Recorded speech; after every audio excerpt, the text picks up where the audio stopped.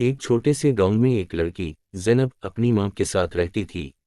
ज़ैनब एक मासूम और फरमानबरदार बच्ची थी, मगर उसकी मां सुगरी उसे कभी प्यार ना देती। सुगरी का दिल पत्थर जैसा था और वो ज़ैनब को अपने शौहर की मौत का कसूरवार समझती थी। जब ज़ैनब सिर्फ 3 साल की थी, इसके वालिद एक हादसे में जहाँ बहक हो गए। सुगरी का ख्याल था कि ज़ैनब की पैदाइश उनके नसीब में बदकिस्मती लाई। यही सोच सुगरी को ज़ैनब से नफरत करने पर मजबूर कर देती। सुगरी ज़ैनब को दिन रात काम पर लगाती, खाने के लिए भी थोड़ा बहुत देती, और अगर कभी ज़ैनब से कोई गलती हो जाती तो उसे सख्त सज़ा देती। ज़ैनब ने कभी अपनी मां से शिकायत ना की।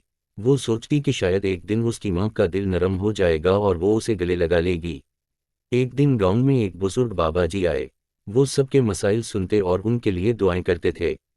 ज़ैनब ने हिम्मत करके उनके पास जाकर अपनी मां के रवैये के बारे में बताया।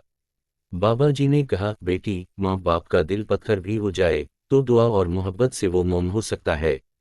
तुम सब्र करो और अपनी माँ के लिए दुआ मांगो। ज़ैनब ने उनकी बात मानी। वो हर रात अपनी माँ के लिए दुआ करने लगी, मगर सुगरी के दिल में तब्दीली ना आई।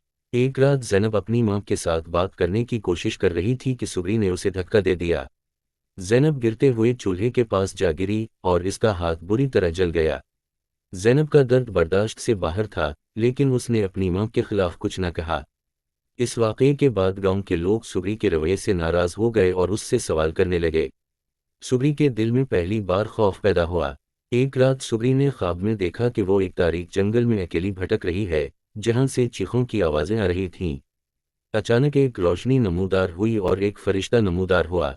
फरिश्ते ने कहा, सुगरी, तुम अपनी बेटी के साथ जो सुलूक कर रही हो, वो तुम्हारे लिए एक अज़ाब बन जाएगा। अगर तुमने अपनी बेटी को प्यार ना दिया तो तुम्हारी रूह कभी सुकून नहीं पाएगी। सुगरी जाग गई और गहरे सोच में पड़ गई। इसने ज़ैनब के चेहरे को गौर से देखा जो सुकून से सो रही थी, और पहली बार उसे अपनी गलती का एहसास हुआ। ज़ैनब की दुआएं रंग ले आईं। सुगरी का दिल बदल गया और वो अपनी बेटी को प्यार देने लगी। अगर आपको हमारी वीडियो पसंद आई तो लाइक करें और मज़ीद दिलचस्प वीडियोज़ के लिए हमारा चैनल सब्सक्राइब करें।